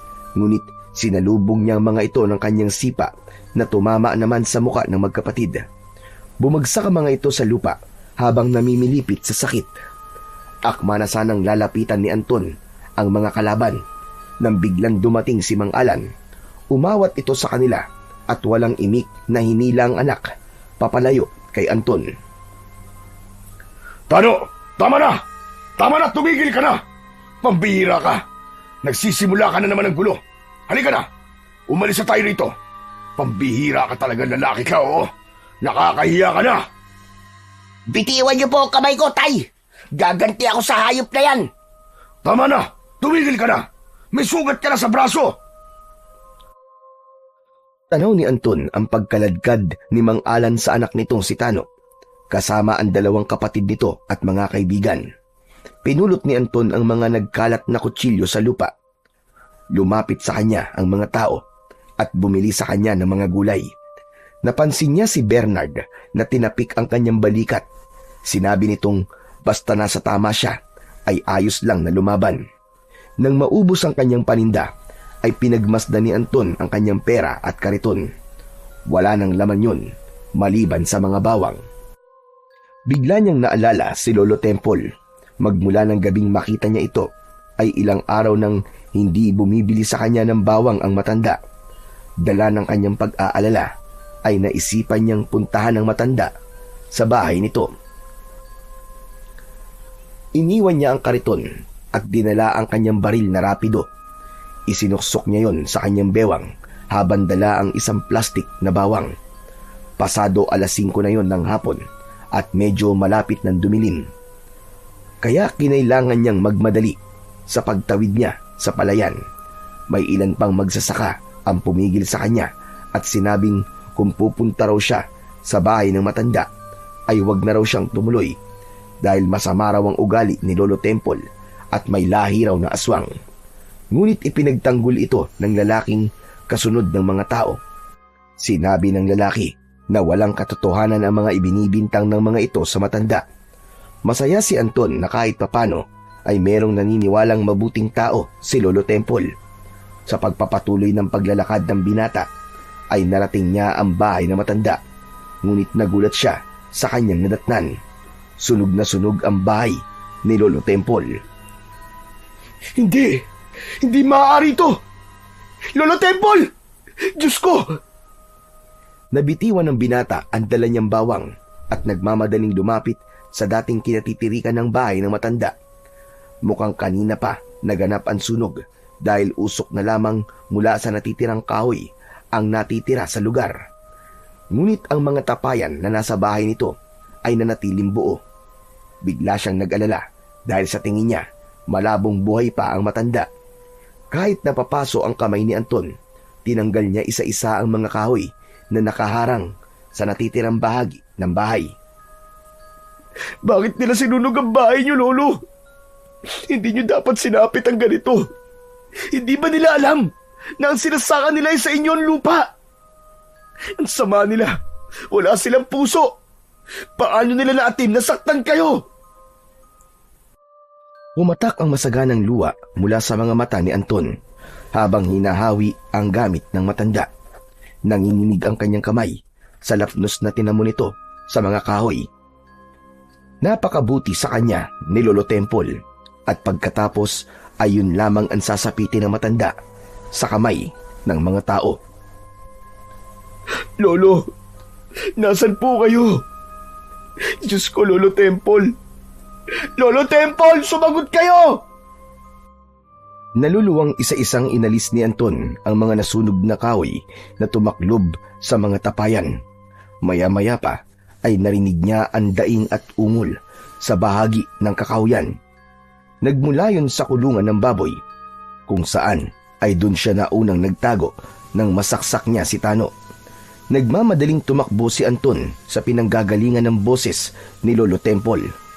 Malalaki ang hakbang ng kanyang paa na nilapitan niya ang kinaroroonan ng matanda. Pumasok siya sa loob ng kulungan at tumambad sa kanyang paningin ang sugatang matanda. May benda ang paa nito ng tela, ngunit bakas ang matinding pagkakapaso sa binti nito, kaya naman nahirapan itong maglakad. Nakahiga ito sa sahig ng kulungan habang nanginginig ang katawan dahil sa mataas nitong lagnat. Lolo Temple, ano po nangyari? Bakit po nasunog ang bahay niyo? May ilang kalalakihan na nagpunta sa bahay ko. Sinira nila ang lahat ng gamit ko, pati ang baril na ginawa ko. Hindi ko sila nakilala dahil may mga taklob ang kanilang muka. Diyos ko, bakit naman po nila gagawin yun sa inyo? Meron silang hinahanap sa akin. Marahil gusto nilang makuha ang agimat sa leeg mo. Ingatan mong mabuti yan, Anton. Nagsisimula na silang magasik ng lagim sa pamamagitan ng pagkuha sa mga sandata na magagamit natin laban sa kanila. Hinahanap nila ang binuo kong pangkat. Sinasabi po ba yung hinahanap na nila ang mga baril na ipinamigay niyo po sa mga taong napili niyo? Tama ka. Ang mabuti pa ay tipunin mo silang lahat, Anton. Heto ang pito. Gamitin mo yan para tawagin sila. Sa gilid ng ilog na malapit dito, doon ka magtawag. Maririnig nila ang tunog niyan. Paano po kayo? Kailangan niyo po munang madala sa ospital. Ipapagamot ko po kayo. Ayos lang ako. Huwag mo akong alalahanin. Ginamot ko na ang sarili ko, Anton. Kailangan ko ang tulong mo. Nasa panganib ang binuo kong pangkat. Ikaw na sana ang bahalang mamuno sa kanila. Ubusin niyo ang kampo ng kadiliman. Kapag nakita nila ang agimat sa leg mo, makikilala ka nila kung sino ka. Ang mabuti pa po kaya dalhin ko po muna kayo sa bahay namin. Kahit papaano po maaalagaan po kayo ng maayos doon ng mga kapatid at magulang ko. Kaya ko na to, Anton. Ayokong pati sila ay madamay sa problema ko. Sige na, pamunuan mo ang pangkat na binuo ko. Hanapin niyo ang kuta ng mga manananggal dahil kung hindi niyo sila mauunahan, marami pa magbubuwis ng buhay. Dalhin mo rin ang mga bawang. Mag-iingat ka, Anton. Sigurado po ba kayong ayos lamang po sa inyo na mag-isa? Sanay na akong mag-isa at marami na akong pinagdaanan sa buhay ko. Kaya ko to. May tiwala ako sa iyo, Anton. Ayaw sanang iwanan ni Anton ang matanda, ngunit wala siyang magawa. Kailangan niyang sundin ang utos nito. Mabilis siyang umalis sa lugar na yon. Habang tinatahak niya ang daan papunta sa ilog, ay pinagmasdan niya ang hawak na pito na gawa sa kawayan. Kasing laki lamang yon ng daliri ng tao. Sa baryo ng Tipulog, tinatawag itong kawayang pito na lumilikha ng musika na parang huni ng ibon. Maya-maya pa ay nakarinig siya ng ingay sa kabilang daan sa gitna mismo ng kakawayan. Nagtago si Anton sa likod ng puno at pinakinggan ang pinag-uusapan ng dalawang lalaki. Narinig niyang ang mga ito ang nagsunog sa bahay ni Lolo Temple. Inihanda niya ang kanyang baril na gawa sa kawayan at itinutok sa dalawang lalaking nag-uusap habang nakatayo. Nang biglang may kinuha ang mga ito sa loob ng bulsa at dinukot ang bote, nakilala niya sina Greg at Alex. Ano kayang ginagawa nila Alex at Greg dito? Sa anong dahilan nila? At kinailangan nilang saktan ng matanda at sunugin ang bahay nito? Teka, hindi kaya? Nanlaki ang mga mata ni Anton nang pumasok sa kanyang isip ang hinala niya sa magkapatid. Hindi nga siya nagkamali. Sa madilim na bahagi ng kakawayan ay kitang-kita niya ang pagpapahid ng mga ito ng langis sa katawan. Nagmumula yon sa kulay itim na bote. Pakiramdam ni Anton ng mga sandaling yon ay hindi na siya humihinga. Mga hayop kayo! Mga demonyo! Lintik lang ang walang ganti. Magbabayad kayong mga aswang kayo! Bulong ni Anton sa kanyang sarili habang nakasilip ng bahagya sa likod ng makapal na halaman. Pilit niyang inaaninaw ang mga ito sa madilim na bahagi ng kakawayan. Mabuti na lamang at kalat na ang liwanag mula sa sikat ng bilog na buwan. Unti-unting nagbabago ang itsura ng magkapatid. Ang balat ng mga ito ay namumutla, parang nalulusaw sa sariling pawis. Unti-unting bumubuka ang kanilang likod na mistulang hinihiwa ng isang hindi nakikitang pangil. Mula roon, lumalabas ang makaliskis at malapad na pakpak, kulay uling at parang nababalutan ng alikabok. Sa pagpagaspas ng pakpak na lumabas sa likod ng magkapatid, ay kasabay rin ng paghaba ng mga pangil nito sa bibig. Ipinikit ni Greg ang mga mata nito, ngunit binuksan din kagad. Maya-maya naman ay si Alex naman ang umaangil na parang nasasaktan. Dumi pa ang mga pakpak nito habang dahan-dahang umaangat ang katawan. Sa wakas, nakilala ko rin ang mga aswang na manananggal. Ngayon ay alam ko na, isang angkan kayong mga halimaw. Sige lang, magpalit lang kayo ng anyo dahil yan lang magiging katapusan nyo. Nakuyom ni Anton ang kanyang kamao habang ang kanyang paningin ay hindi inaalis sa kinaroroonan ng dalawang manananggal. Habang abala ang mga ito sa pagpapalit ng anyo, abala rin ang isip ni Anton kung paano niyang mapapatay ang mga ito. Kaya naman, pinag-aralan niya kung paano niya ito pahihirapan. Sa muling pagsulyap ni Anton sa magkapatid, ay nakita niya na ang kabuuang anyo ng mga ito. Ang katawan ng mga ito ay nahati sa bewang. Ang kalahating katawan ay tumaas, humiwalay mula sa ibaba na naiwan naman sa lupa. Nakatirik ang mga daliri sa paa habang kumukulo ang bituka sa tiyan ng mga ito.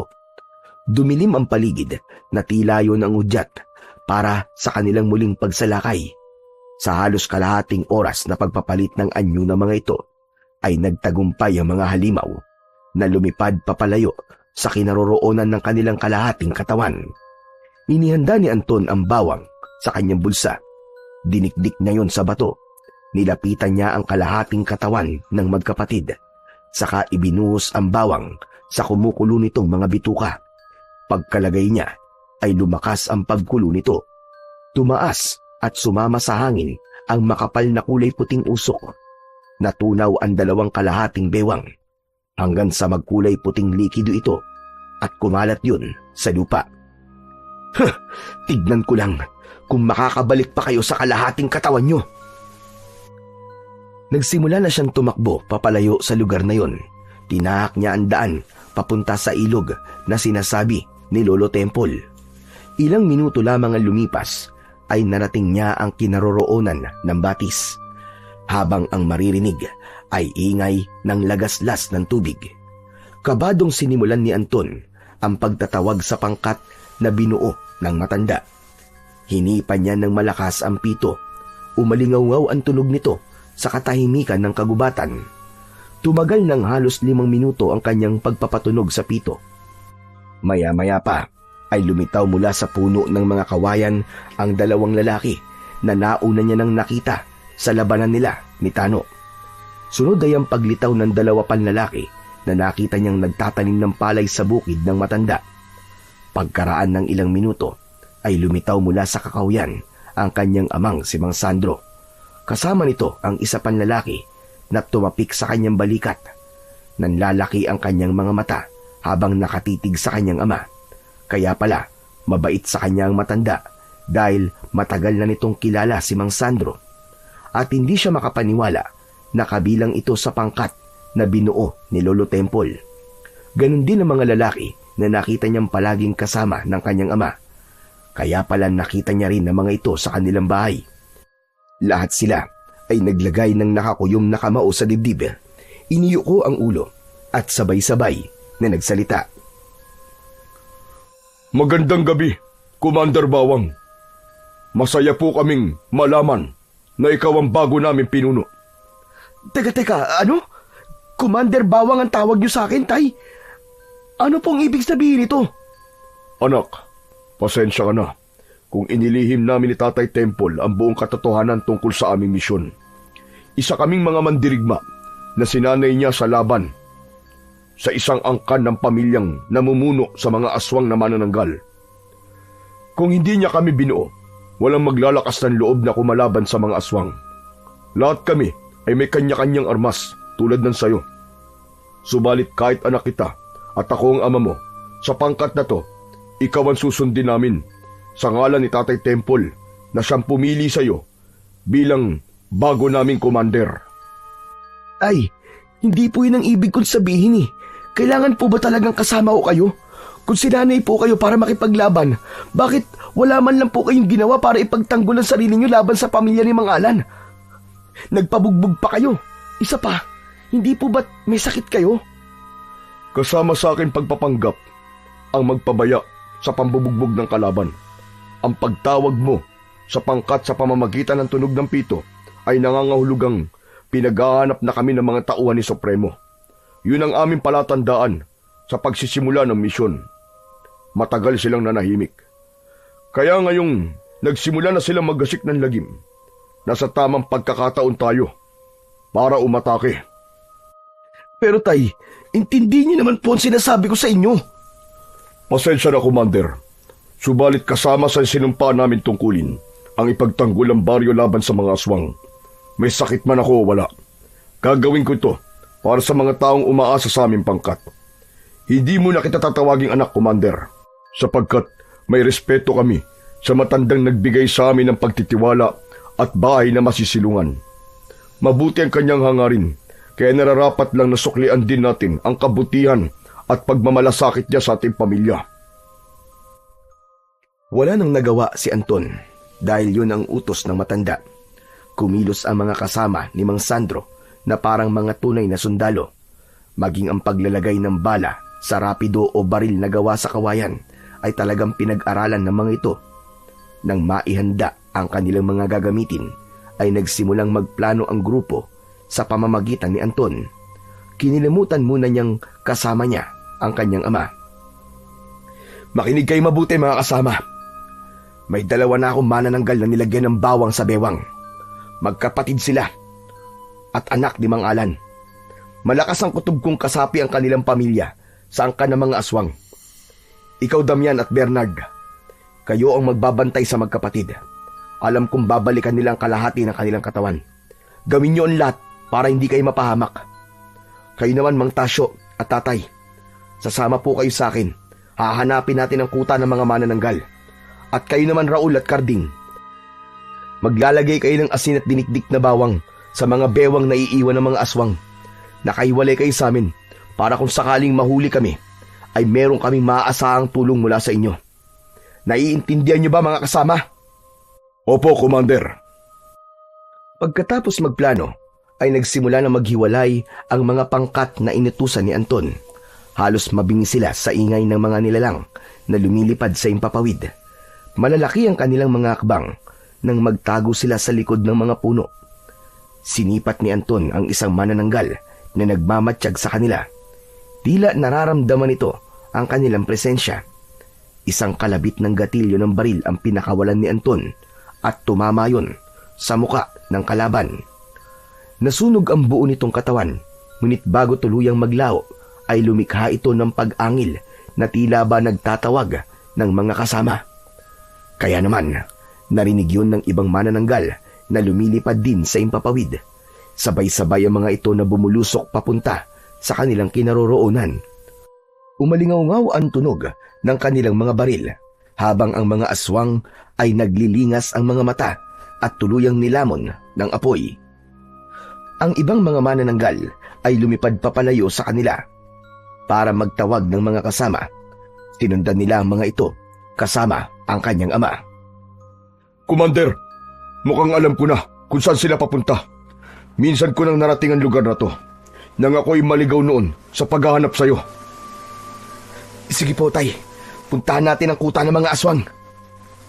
Malalaki ang hakbang ng mga paa na tinahak nila ang daan papunta sa lugar kung saan papunta ang maraming manananggal.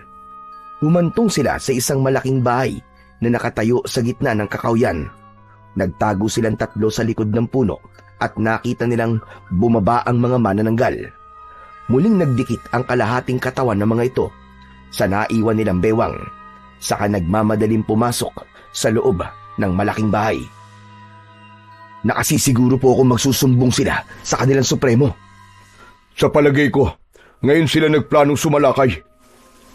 Magsasalita pa sana si Anton, ngunit narinig nila ang boses ni Mang Alan. Lumabas sa mga ito sa bahay, kasama ang mga alagad nito. Bakit nyo hinayaang makita kayo? Hanapin sila! Patayin! Halos kalahati ng tauhan ng mga ito ay magsasakang nagtatrabaho sa lupain ni Lolo Temple. Ang iba ay nakasalubong niya bago siya pumunta sa bahay ng matanda. Wala silang kaalam-alam na nasa paligid lamang nila ang mga aswang na manananggal. Akma na sanang papuputukin ni Anton ang hawak niyang baril kay Mang Alan nang umalingaw-ngaw ang boses ni Tano mula sa loob ng bahay. Wala itong benda sa dibdib, kaya kitang-kita niyang walang sugat sa katawan ang lalaki. Ang hayop na si Tano. Niloko niya tayo, Tay. Talagang binugbog ka lang nila. Balak nila talagang patayin kayo. Sinasabi ko na nga ba't sila ang mga manananggal. Hindi na ako magugulat kung wala silang sugat sa katawan, dahil may kakayahan silang magpahilom ng kanilang mga sugat. Si Tano pala ang supremo, kaya mag-iingat ka, Commander. Mapapatay ko talaga ang hayop na yan. Binugbog niya kayo, Tay. Wala naman palang sugat sa dibdib yan eh. At gumawa pa sila ng palabas. Nagkunwari silang walang alam sa mga manananggal. Kaya pala sinalakay tayo ng mga aswang sa bahay. Akala ko, alagad lamang sila ni Supremo. Yung pala, si Tano mismo ang Supremo. Gumawa sila ng paraan para hindi natin sila paghinalaan. Matagal na pala nila akong minamanmanan dahil hinahanap nila ang pangkat na binuo ni Tatay Temple. Pwes, hindi po sila mananalo sa pwesa ng kabutihan dahil ako mismo magsisilbing kamatayan nila na maghahatid sa kanila sa impyerno. Hintayin lang po natin na magpahid sila ng langis sa katawan nila, saka tayo aatake sa mga naiwan nilang bewang. Makaligtas man sila sa atin, ay hindi na sila makakabalik sa kanilang katawan. Hindi inaalis ni Anton ang kanyang paningin sa mga aswang. Nagpapasalamat siya sa matanda dahil matagal nitong pinaghandaan ang pagbabalik ng mga manananggal at nakapag-ipon ito ng mas maraming bawang na pangbala sa kanilang mga baril. Habang pinapanood nila ang pagtitipon ng mga aswang sa labas ng malaking bahay, abala naman sila sa paglalagay ng bala sa kanilang baril. Nakalaylay ang mga bawang sa balahan ng rapido at nakahanda na lamang sa pagsugod. Si Tano ang nakita niyang unti-unting naglagay ng langis sa tiyan. Mula sa kanilang kinaroroonan ay kitang-kita nila kung paanong naghiwalay ang katawan nito sa bewang. Tumubo ang kulay berdeng pakpak ni Tano bilang palatandaan na ito nga ang supremo ng mga manananggal. Nagulat siya sa biglang paghaba ng kuko nito na tila mga pangil ng buhaya. Siya ang pinakamalakas na aswang, kaya mag-iingat kayo, Commander. Kayo rin po, Tay. Malalampasan natin to at walang mapapahamak sa atin. Gabayan sana tayo ng Panginoon laban sa kampon ng kadiliman. Maya-maya pa ay pumuesto na sila para umatake. Ang ibang mga aswang ay lumipad sa impapawid. Magkasama ang mag-amang sina Tano at Mang Alan. Naiwan sa ibaba ang mga babaeng aswang para magbantay sa mga kalahating katawan. Nang masiguro ni Anton na wala na ang mga manananggal, ay nakarinig naman sila ng sunod-sunod na putok ng baril sa kakawyan. Indikasyong nakabalik na ang magkapatid na manananggal. Mabilis na tumayo si Anton at pinaputukan nila ng baril ang mga nagbabantay. Bawat tamaan ng butil ng bawang sa katawan ng mga yon ay nasusunog at tila mga abong na lusaw na sumasama sa hangin. Mabilis ang kanilang mga galaw na nilapitan ang katawan ng mga aswang na manananggal. Para silang mga totoong sundalo na pinaputukan ang mga nakatayong kalahati ng katawan ng mga aswang. Dumating na rin sina Karding at Raul, ang dalawang binatang nangangasiwa sa pagsasaboy ng asin sa katawan ng mga kalaban. Ibinuhos ng mga ito ang asin sa lahat ng katawang naroroon. Tanging ang katawan lang ni Tano ang hindi tinatabla ng asin at bawang, kaya nanatili yung nakatayo. Tay, paano nangyari yun? Bakit hindi ito tinatabla ng asin at bawang? Commander, hindi ko rin alam kung paanong papatayin ang kalahating katawan ni Supremo. Kailangan nating umisip ng paraan. Subukan kaya niyong paggaluin ng bawang at asin pagkatapos ay ibuhos niyo sa katawan ng Supremo nila. Sige, Commander. Ganun nga ang ginawa ng mga kasama ni Anton, ngunit walang epekto ang pinaghalong bawang at asin sa kalahating katawan ni Tano. Kaya naman, tuluyan na silang inabutan ng mga aswang na manananggal dahil sinundan ng mga ito sina Bernard at Damian. Hindi kinaya ng mga ito na labanan ng mga maraming aswang. Nakita ni Anton ang pag-atake ng mga kalaban. Halos sumayad ang mga ito sa lupa upang dagitin ang kanilang mga kasama. Nawala ang atensyon ng mga manananggal sa pangkat ni Anton dahil nakita ng mga ito na sunog na ang kalahati ng kanilang katawan. Umangil ang mga ito ng malakas, nagwawala at galit na galit si Mang Alan sa ginawa ng pangkat ni Anton. Magbabayad kayong lahat! Ubusin sila! Bigyan nyo ng katarungan ng pagkamatay ng kalahati nating katawan! Kayo pa may ganang magalit at humingi ng hustisya para sa sarili nyo. Kayo ang aswang na namiminsala sa baryo namin, kaya't magbabayad kayong lahat! Manasanang maglalaban ang mga aswang at ang pangkat ni Anton nang biglang umalingaw-ngaw ang malakas na paghuni ng supremo ng mga aswang. Masakit yun sa kanilang pandinig na tila pinupunit ang kanilang kalamnan. Napabaluktot sa sakit ang mga kasama ni Anton, ngunit biglang lumiwanag ang suot niyang agimat at nasilawan lahat ng mga aswang na naroroon. Ang ibang mga manananggal na direktang napatingin sa suot na kwintas ni Anton ay biglang nasunog. Huwag kayong tumingin sa kwintas ni Anton! Lumayo kayo! Commander, ang kahinaan ng Supremo ay nasa agimat nyo! Muling sumulyap si Anton sa ibang mga nilalang na nakalutang sa ere. Unti-unti ang mga ito na nasusunog hanggang sa tuluyang nalusaw ang katawan ng mga ito. Tumayo ang kanyang mga kasama sa tigkabilaan niyang tabi. Saka magkasabay na pinaputukan ng baril ang mga aswang. Umalingaw-ngaw ang mga pag-angil ng tonong nasasaktan habang hinahawakan ng katawan na unti-unting nasusunog. Huwag kayong titigil sa pagpapaputok ng baril! Patayin silang lahat! Bantayan niyo ang kalahating katawan ng Supremo hanggang sa sumikat ang araw dahil yun ang papatay sa kanya! Masusunod, Commander! Umesto ang 4 na kasama ni Anton sa palibot ng nag-iisang kalahating katawan. Umaligid sa kanilang tapat ang natitirang mga aswang na manananggal. Hindi makalapit ang mga ito sa kanilang kinaroroonan dahil sa liwanag na nagmumula sa suot na kwintas ni Anton. Pabulusok na umatake si Mang Alan papalapit kay Anton. Tinamaan siya nito ng kalmot sa kanyang dibdib at leeg. Bumulwak ang kanyang dugo at nasira ang kanyang damit. Nahulog din ang nakasabit na bawang sa kanyang balikat. Umalingaw-ngaw ang malakas na tawa ni Mang Alan. Kung mamamatay lang din naman ako, sisiguraduhin kong kasama kita sa hukay, Anton! Mamatay kayong lahat!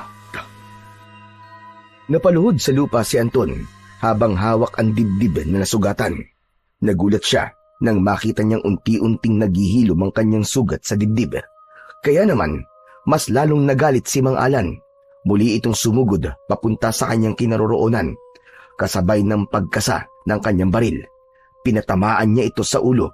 Nagkikikisay ito sa ere at bumangga sa sanga ng puno.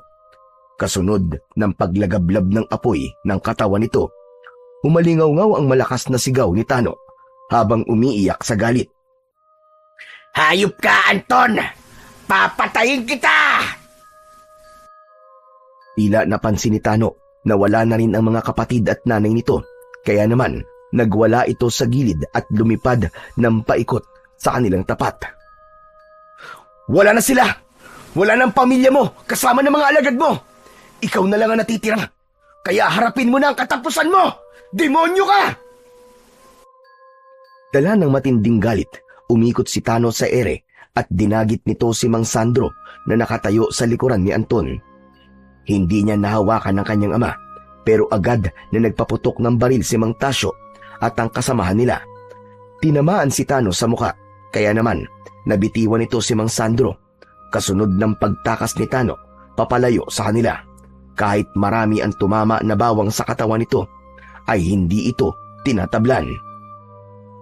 Bantayan niyo ang kalahating katawan ni Tano. Alam kong babalik siya. Hihintayin natin sumikat ang araw. Nag-aalala ko sa mga kapatid at nanay mo. Paano ko sila naman nakatakihin ni Tano at gawing biyag kapalit ng kanyang kalahating katawan? Natigilan si Anton. Bakit hindi nga niya naisip ang kalagayan ng kanyang mga kapatid at nanay? Tay, magpasama po kayo kay Mantasyo. Puntahan niyo po si nanay at ang mga kapatid ko. Pero paano ka? Kaya ko na po to, Tay. Mag-iingat ka, anak. Pagkatapos magpaalam ni Mang Sandro, ay tumakbo na ito papalayo kasama si Mang Tasyo. Isang malakas na pagaspas ng pakpak ang narinig nilang lumipad sa impapawid. At gano'n na lamang ang panlalaki ng kanyang mga mata nang makitang bihag ni Tano si Lolo Temple. Nakapikit ang matanda, halatang nangihina, bumundol ang kaba sa kanyang dibdib. Lolo! Ayos lang ba kayo? Sumagot kayo, Lolo Temple! Ayos lang ba kayo? Habang nakalutang ang mga ito sa ere, ay nakalaylay naman ang katawan ni Lolo Temple. Nagmulat ng mga mata ang matanda habang nangihina pa rin ang katawan. Huwag mo akong alalahanin, Anton! Gawin mo ang sinasabi ko!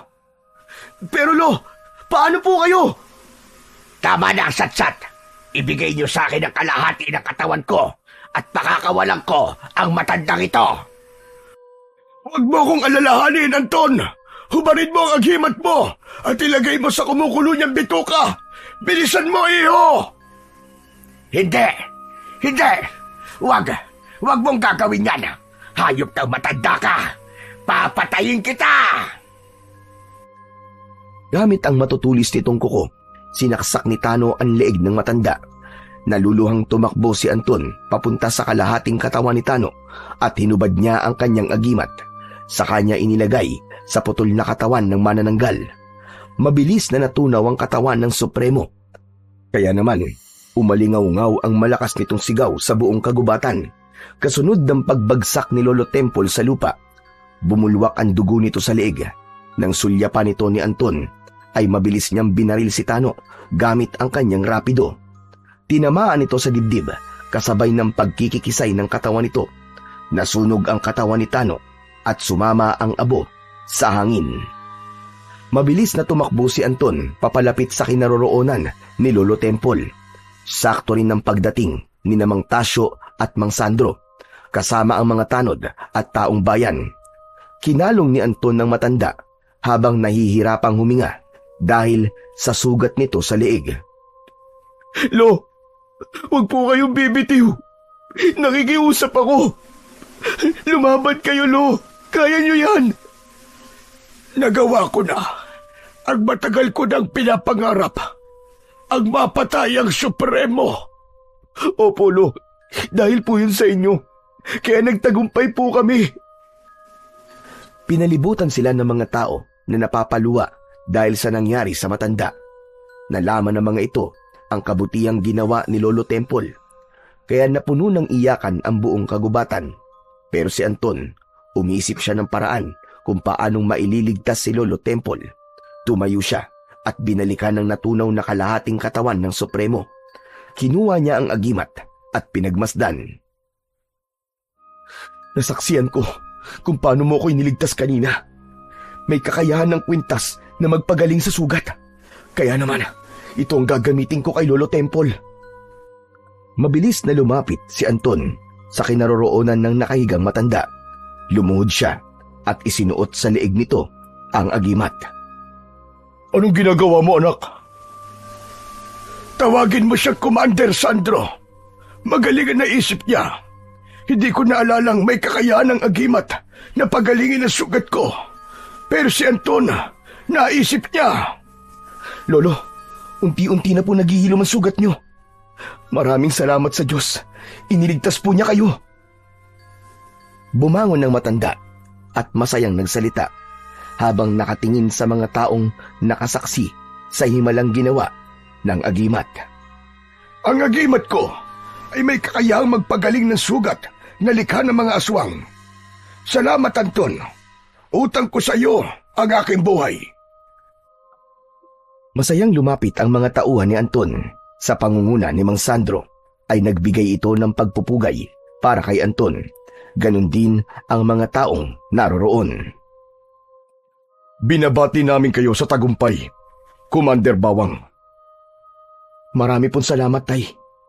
Ipinagmamalaki kita, anak. Mabuhay si Commander Bawang! Mabuhay!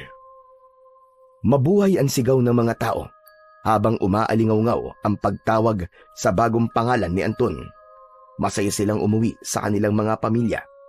Bilang pasasalamat ng mga tao kay Lolo Temple, nagbayanihan ng mga ito na muling ipagtayo ng bahay ang matanda sa gitna ng palayan sa dati nitong tirahan.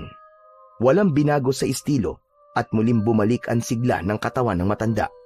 Dahil sa nangyari ay natuto ang mga tao na magtanim ng bawang dahil natatakot silang baka may bagong banta sa kanilang baryo mula sa aswang na manananggal. Pagkatapos naman natanggapin ni Anton ang karangalan bilang si Commander Bawang, ay kinatakutan na siya ng mga aswang. Nagkaroon siya ng buhay na tahimik, malayo sa gulo at patuloy na iginagalang.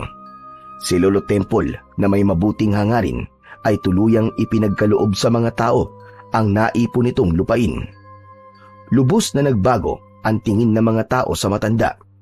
Ang tunay na pagtulong ay hindi kailangang ipagyabang o ipaalam sa iba para lamang sabihing mabuting tao ka. Ang pagtulong at pagpapakita ng pagmamalasakit sa kapwa ay ginagawa ng bukal sa loob at hindi alam ng ibang tao. Busilak ang puso ng taong tumutulong ng walang hinihintay na kapalit dahil ang Diyos ang siyang bahalang gumanti sa kabutihang ginawa mo sa iyong kapwa.